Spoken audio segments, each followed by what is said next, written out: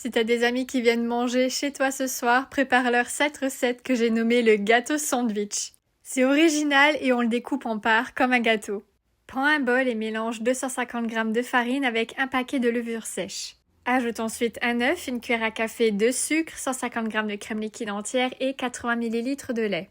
On pétrit ensuite notre pâte pendant 5 minutes et on forme une boule. On couvre avec un torchon et on laisse lever pendant 1 heure. La pâte doit avoir doublé de volume. On va venir maintenant dégazer la pâte et quand c'est fait, on la met dans un moule allant au four. On badigeonne notre pain avec un jaune d'œuf que j'ai mélangé avec un peu de lait.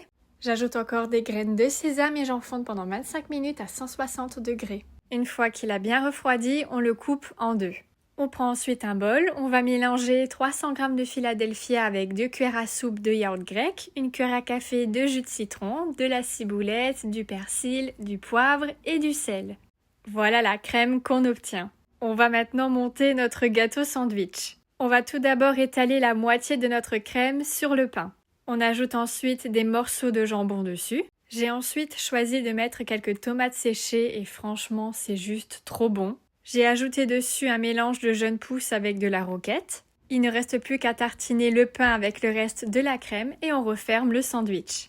Et voilà, et comme tu peux voir, on peut faire de belles parts et ça présente super bien.